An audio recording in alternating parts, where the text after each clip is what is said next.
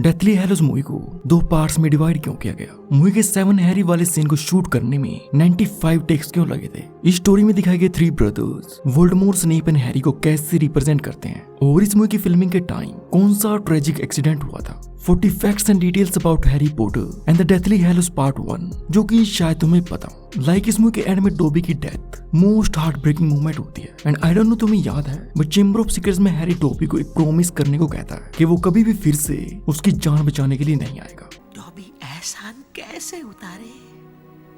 एक बात का वादा करके हुक्म करें सर, दोबारा मुझे बचाने मत आना। जिसपे डोबी कुछ भी नहीं बोलता और इस मूवी में डोबी अपने इसी प्रॉमिस को तोड़ते हुए हैरी की जान बचाने के लिए आता है और खुद मारा जाता है। एंड चेंबर ऑफ सीक्रेट्स में जब डोबी को फर्स्ट टाइम दिखाते हैं तो उस टाइम उसके फर्स्ट वर्ड्स होते हैं Harry Potter. Harry Potter.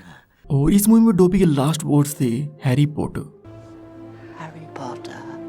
Number 3, इस सीन में जब हरमाइनी को टॉर्चर करते टाइम बेलेट्रिक्स उसकी आर्म पे मड प्लट लिखती है तो ये सीन ओरिजिनल स्क्रिप्ट में नहीं था क्योंकि ये इन दोनों एक्टर्स का ही आइडिया था जो कि इन्हें सीन की फिल्मिंग के टाइम आया था एंड देन इसे मूवी में ऐड किया गया है। नंबर 4, यहाँ गोटिक सोलो में आते टाइम हरमाइनी हैरी से कहती है कि उन्हें यहाँ आने से पहले पॉलीजूस पोशन यूज करना चाहिए था जो कि इन दोनों ने बुक में किया था जिसमें ये दोनों एक मिडिल एज कपल बन के गॉडिक सोलो में आए थे जो कि मूवी में डिफरेंटली दिखाया गया है। नेक्स्ट जब ये बटिल्डा से फर्स्ट टाइम मिलते हैं तो उस टाइम उसके पास मक्खी गूंजने की आवाज आती है जो कि एक सबल हिंट था कि असली बटिल्डा मर चुकी है और यहाँ पे ये नगीनी है उसके रूम में। नेक्स्ट सीन यहाँ जब हैरी बटिल्डा के बहुत पास खड़ा होता है तो इस सीन के बैकग्राउंड म्यूजिक को बड़े ही ध्यान से सुनना।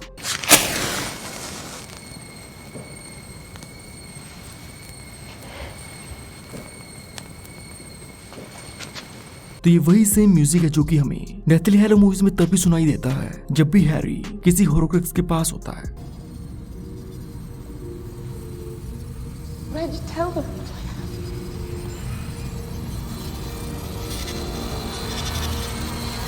तो यहाँ पे इस साउंड के जरिए हमें बहुत ही जल्दी फोरशैडो कर दिया जाता है कि नगीनी भी एक होरोक्रक्स है जो कि ऑफिशियली पार्ट 2 में रिवील होता है जो कि यहाँ पे बहुत ही कमाल की sound mixing and attention to detail है। और जितने भी एनिमे फैंस हैं जो कि एनिमे फैक्ट्स जानना चाहते हैं तो तुम ये मेरा सेकंड चैनल सब्सक्राइब कर सकते हो। नंबर 7, इस मूवी में दिखाई गई 3 ब्रदर्स की स्टोरी एक्चुअल में वोल्डेमॉर्ट, स्नेप एंड हैरी को रिप्रेजेंट करती है जिनमें फर्स्ट ब्रदर डेथ से सबसे स्ट्रॉन्गेस्ट बॉन्ड मांगता है जैसा कि वोल्डेमॉर्ट एल्डर वॉन्ड के पीछे लगा होता है and second brother resurrection stone को मांगता है ताकि वो उस औरत को जिंदा कर सके जिसे कि वो प्यार करता था। जैसा कि स्नेप एंड तक लिली को प्यार करता है और लिली की मौत का जिम्मेदार वो खुद को भी मानता है। एंड थर्ड ब्रदर को मिलती है इनविजिबिलिटी क्लॉक जिसको बाद में वो अपने बेटे को दे देता है एंड विलिंगली डेथ को एक्सेप्ट करता है। जैसे हैरी को इनविजिबिलिटी क्लॉक उसके फादर से मिलती है और फिर वो खुद को सैक्रिफाइस करता है वोल्डेमॉर्ट के हाथों और मरने के बाद हैरी मिलता है डंबलडोर से जो कि एक्चुअल में डेथ को रिप्रेजेंट करता है क्योंकि जैसे कि डेथ के पास elder wand, resurrection stone and invisibility cloak तो ये तीनों डेथली हैलोज होते हैं तो वैसे ही डंबलडोर के पास भी एक टाइम पे ये तीनों डेथली हैलोज थे जो कि one of the most mind blowing detail है। एंड मूवी में हमें जिस एनिमेशन स्टाइल में 3 ब्रदर्स की स्टोरी दिखाई गई है तो ये पूरा सीन डायरेक्ट इंस्पायर्ड है 1926 की German animated fairy tale film the adventures of Prince Acmed से। नंबर 9, ओपनिंग सीन में जब हरमाइनी अपने पेरेंट्स की मेमोरीज मिटाती है तो उससे पहले वो ऑस्ट्रेलिया की बात करते हैं जो कि डेथली हैलोज बुक का रेफरेंस है जिसमें हरमाइनी अपने पेरेंट्स की मेमोरीज को मिटाने के साथ साथ उन्हें न्यू आइडेंटिटीज भी देती है जिसके बाद सबसे पहले वो ऑस्ट्रेलिया जाने की बात करते हैं। नंबर 10, इस दिन में जब हरमाइनी प्रोटेक्टिव शील्ड को बनाती है तो मूवी में उसके हाथों पे खून लगा होता है बट मूवी के ट्रेलर में हरमाइनी के इन खूनी हाथों को डिजिटली क्लीन किया गया था ताकि ट्रेलर को PG-13 रेटिंग मिल सके और ज्यादा से ज्यादा ऑडियंस उसे देख पाए। नंबर 11, इस पूरी मूवी में शुरू से लेकर एंड तक हमें हैरी, रोन एंड हरमाइनी को होरोक्रक्स की तलाश करते दिखाया गया है और इनकी सर्च के दौरान इन्हें कितना टाइम लग रहा है। द पैसेज ऑफ टाइम हमें हरमाइनी के बालों के साथ देखने को मिलता है जो कि मूवी के शुरू में यहाँ तक होते हैं और मूवी के एंड होते होते उससे बहुत ही ज्यादा लंबे। नंबर 12, मूवी में दिखाया गया हैरी एंड हरमाइनी का डांसिंग सीन स्पेशली इस मूवी के लिए ऐड किया गया था जो कि इस मूवी के स्क्रीन राइटर स्टीव ग्लोव्स का आइडिया था क्योंकि ये सीन बुक में नहीं है। नंबर 13, स्लिथरिन्स लॉकेट को ओपन करने के लिए जब हैरी पार्शियल टंग में कहता है तो इसका मीनिंग होता है get out Satan, get out now. Number 14, यहाँ स्क्रैपर जब हरमाइनी से उसका नाम पूछता है तो उस टाइम वो बताती है What do they call you? Penelope Clearwater. जो कि बुक्स में पर्सी वीजली की गर्लफ्रेंड का नाम है। नंबर 15, अम्ब्रिज ने सीन में जो ड्रेस पहनी होती है तो उसका कॉलर बिल्कुल एक स्नेक की हेड एंड बॉडी जैसा बना होता है, जो कि उसके इविल डिमीनियर एंड वोल्डेमॉर्ट से उसकी लॉयल्टी को रिप्रेजेंट करता है। नंबर 16, यहाँ डेथ ईटर्स जब ट्रेन रोकते हैं तो उसके बाद फ्रेडी उनसे कहता है My father will hear about this. जो कि ड्रेको मैल्फॉय की फेवरेट लाइन है, जिसको इस कैरेक्टर ने प्रीवियस कई मूवीज में बोला है। You wait till my father hears about this. Wait until my father hears that Dumbledore's got this oath teaching classes. My father will hear about this. Number 17, इस scene में lupin ये देखने के लिए कि हैरी असली है या नहीं, उसे ये क्वेश्चन पूछता है। What creature sat in the corner the first time Harry Potter visited my office in Hogwarts? What creature? Grindylow. तो ये सीन हमें प्रिजनर ऑफ एज़्काबान मूवी में तो दिखाया नहीं गया, बट ये प्रिजनर ऑफ एज़्काबान बुक में हुआ था। नंबर 18, सभी हैरी पॉटर मूवीज में डेथली हैलोस पार्ट 1 ऐसी इकलौती मूवी है जिसमें हमें professor McGonagall, mister Filch and Dean Thomas के कैरेक्टर्स के साथ साथ हॉगवर्ट्स भी देखने को नहीं मिला, जो कि इसके अलावा हर एक मूवी में अपीयर हुए हैं।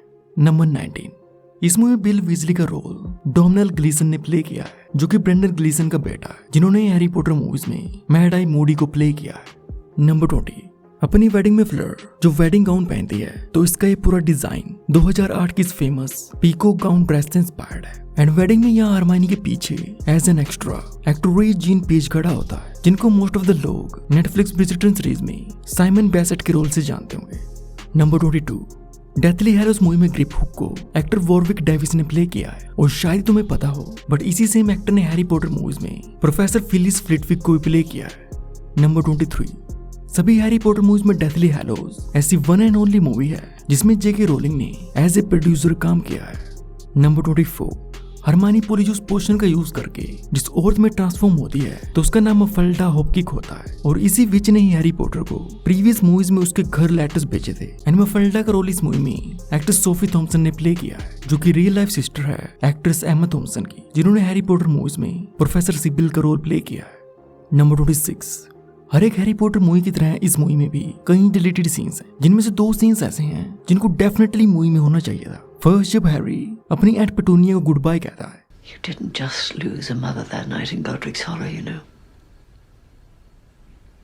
I lost a sister.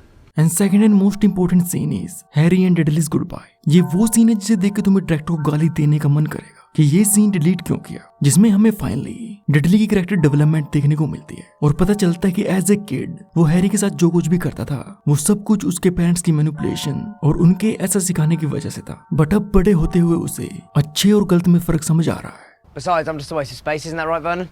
I don't think you're a waste of space. Thanks. Number 27, जैसे कि प्रीवियस मूवीज में एक्ट्रेस इवाना लिंच ने अपने कैरेक्टर लूना लवगुड के लिए डिफरेंट टाइप के ज्वेलरीज को डिजाइन किया था, तो वैसा ही इस मूवी में भी इस एक्ट्रेस ने अपने हाउस होल्ड डिजाइन में फिल्म मेकर्स की मदद की थी, और साथ ही लूना और उसके डैड के डांस मूव्स खुद एक्ट्रेस इवाना लिंच का ही आइडिया था। नंबर 28, इस मूवी में हमें फर्स्ट टाइम हरमाइनी का घर देखने को मिला है, जिसमें हरमाइनी के बेडरूम सेट को क्रिएट करते टाइम एमा वॉटसन ने सेट डेकोरेटर्स को कहा था कि हरमाइनी के रूम में ज्यादा से ज्यादा बुक्स होनी चाहिए क्योंकि उसे पढ़ना लिखना अच्छा लगता है, जिसके बाद ही हरमाइनी के रूम में ये सभी बुक्स सेट की गई थी। नंबर 29, फर्स्ट मूवी से लेकर अपनी लास्ट मूवी तक डेनियल रैडक्लिफ ने 80 से भी ज्यादा वॉन्ड्स को तोड़ा है, क्योंकि इस एक्टर को अपनी वॉन्ड के साथ ऐसे ड्रमिंग करना पसंद था, और ये नंबर जानकर खुद डेनियल भी सरप्राइज था। You have gone through, worn out 80 wands over the last 10 years. Yes. What on earth have you been 80? doing? 80. 80. 80. I thought you said 8. No. 80. You have... Wow. Not 18, not 8. You have ruined... No, let's not say ruined. Wow. What have you been doing? Sorry, Pierre. Number 30, इस movie के एक aerial stunt को करते time Daniel Radcliffe के stunt double David Holmes को कई serious spinal injuries हुई थी, और इस एक्सीडेंट की वजह से ये परमानेंटली पैरालाइज्ड हो चुके हैं, जिसके बाद सिर्फ इनकी आर्म्स में ही कुछ लिमिटेड मोबिलिटी बची है। तो इसलिए इनको ट्रिब्यूट देते हुए इनकी ये डॉक्यूमेंट्री भी रिलीज की गई है David Holmes the boy who lived के नाम से। नंबर 31, मूवी के 7 हैरी सीन को फिल्माना फिल्म मेकर्स एंड एक्टर्स के लिए बहुत ही चैलेंजिंग साबित हुआ था, स्पेशली डेनियल रैडक्लिफ के लिए, जिसमें इस एक्टर को लगातार 2 दिन इन सीन्स को परफॉर्म करना पड़ा था, जिसके लिए डेनियल ने हर एक एक्टर को देख के उनसे सीखा था कि वो कैसे मूव करते हैं और कैसे अपने कपड़ों को उतारते और पहनते, और फिर डेनियल ने इन सभी एक्टर्स के मूवमेंट्स को ग्रीन स्क्रीन के सामने मिमिक किया था, जिसमें से 95 टेक्स लगे थे। Bill, look away. I'm hideous. और उसके बाद सभी एक्टर्स के फेसेस को हैरी के फेस में बदलने के लिए इन सभी एक्टर्स को VFX कैमरा के सामने अपने इन फेस चेंजेस परफॉर्मेंस को करना पड़ा था, जिसके बाद ही VFX टीम ने अपना ये जादू किया है। नेक्स्ट हमें जो चेस सीन देखने को मिलता है, तो इस पूरे सीक्वेंस के प्रीव्यूज को तैयार करने में 6 महीने लगे थे, जिसके बाद इस पूरे चेस सीन को 7 डिफरेंट लोकेशंस पे शूट किया गया है, जो कि इस चेस सीक्वेंस को हैरी पॉटर हिस्ट्री में one of the most complex sequence बनाता है। एंड स्पेशली इसी सीन के लिए हैग्रिड की 7 डिफरेंट मोटर बाइक्स क्रिएट की गई थी, जो कि सभी देखने में एक जैसी थी, और इन्हें फर्स्ट मूवी में दिखाई गई इस बाइक पे मॉडल किया गया है, और इन सभी 7 डिफरेंट बाइक्स की मदद से इस सीन के डिफरेंट पार्ट्स को शूट किया गया है।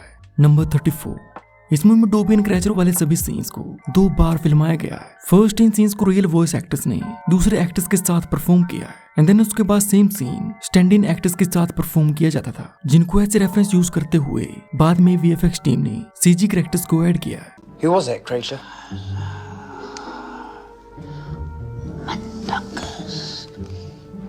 Mundungus Fletcher.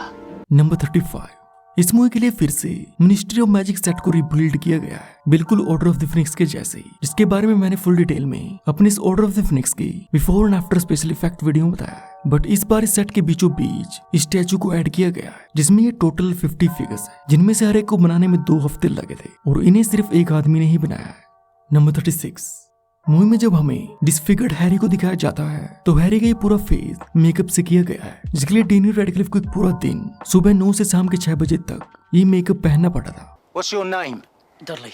Number 37, Harry Potter and the Deathly Hallows movie की शूटिंग स्क्रिप्ट लगभग 500 पेजेस की थी, और इसका टोटल वर्क प्रिंट 5.5 घंटे का था, तो इसलिए इसको 2 पार्ट्स में डिवाइड किया गया है, क्योंकि डेथली हैलोज की सिंगल 5.5 घंटे की मूवी बहुत ही लेंथी हो जाती। एंड डेनियल रैडक्लिफ को in final 2 movies deathly hello 1 और 2 के लिए टोटल $50 मिलियन मिले थे, जो कि डेनियल की फर्स्ट सैलरी का 50 गुना ज्यादा है, जो कि इसे फर्स्ट मूवी के लिए मिली थी। तो वहीं पे रूपर्ट ग्रिंट एंड एमा वॉटसन को दोनों मूवीज के लिए टोटल $30 मिलियन मिले थे, जो कि इनकी फर्स्ट सैलरी का 240 गुना ज्यादा है, जो कि इन दोनों को फर्स्ट मूवी में मिली थी। एंड डेथली हैलोज पार्ट 1 और 2 की शूटिंग एक साथ हुई थी, और इस पूरी फ्रेंचाइज का जो final and last scene shoot किया गया था, तो वो इस मूवी में है, जब Harry, Ron and Hermione ministry of magic से भागते हैं, और इस फाइनल सीन के साथ फिल्मिंग कंप्लीट होने पर इन तीनों एक्टर्स ने रोते हुए वहां पे सबको गुड बाय कहा था। This has been my life, and so it's going to be very, very odd, I think, for all of us, because I don't know what my day-to-day life consists of without you, all of you, and it's wonderful. And I just want to say that I've loved every minute, and thank you all very, very much, because you made the last years.